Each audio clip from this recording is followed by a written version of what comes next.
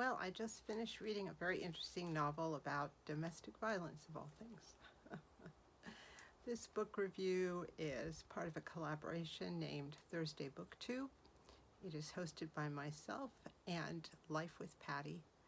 Every Thursday, we invite you to upload videos of books you have enjoyed, any sort of book, coloring book, crochet book, novel, nonfiction, cookbook, children's book, something you have enjoyed and would like to share with us.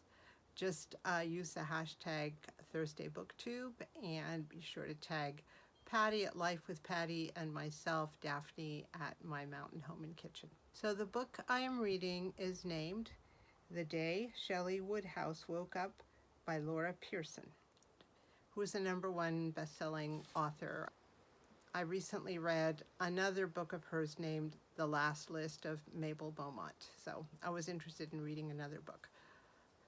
So Shelley Woodhouse wakes up, she's in the hospital, and one of the first words out of her mouth is that her husband has tried to kill her, that he must be arrested, he must be caught. Shelley is in kind of a state of confusion because no matter what she says, no one seems to be responding to this with any sense of urgency.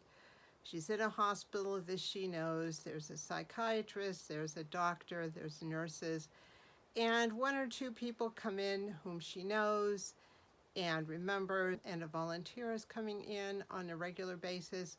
And though she is surrounded by people, no one is really telling her what happened. They're not responding to her question about where her husband is and if he's been arrested and that he tried to kill her. The book then goes through chapters alternating then and now. The now is Shelley trying to figure out and bring back memories and trying to remember what happened to her coming up to the time she's in the hospital, and who these people are and why people are hiding things from her, and what the relationship is between the people there and the life she evidently is living or is trying to live in the hospital and right before going into the hospital. The then is Shelley remembering her past life before she ended up in the hospital. Though her short-term memory is gone and the last thing she remembers is her husband trying to kill her, her long-term memory, her childhood memory is there.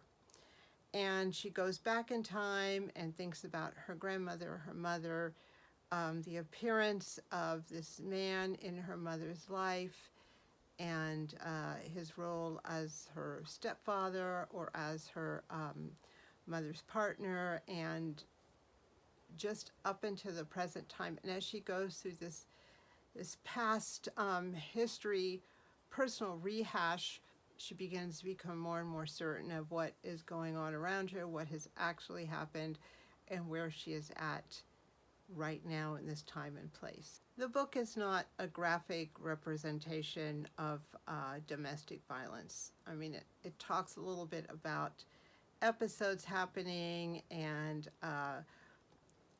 trying to cover up bruises and trying to cover up cuts and trying to justify what has happened and trying to excuse what has happened. The book does bring up questions of historic domestic abuse. If one family member is abused by a partner, does that mean the next family member, the next generation is going to look or end up in a relationship like that? If one person has the courage to walk away from a bad situation, does that positively impact other people who are in bad situations? And how bad does it have to get before you walk away? I found this book, I wouldn't say it was hard to read. It wasn't as light as some of the other books I've read, but there was always like a thread of hope going through it and a thread of positivity, and the fact that even though this woman was in the hospital, she seemed to be surrounded by people who cared about her, which helped. But I think the question of domestic violence now, it shapes our lives both at the time it's happening and for a long period of time afterwards, and how it shapes the lives of everyone around us is an important question. So this book, again, is not an easy read, but it's a hopeful read and it's a good read, and you start to feel for this woman, you feel for her family, you feel for what she's gone through. her friends, again, the repercussions and the reverberations of domestic violence and how she uses her healing to help others. So again, this isn't one of my usual light, happy books, but there is a good ending. There's a positive message, and I do think it's worth reading. And if I didn't, I wouldn't be sitting here reviewing it for you. So again, the name of the book is The Day Shelley Woodhouse Woke Up, and the author is Laura Pearson. Thank you so much for watching.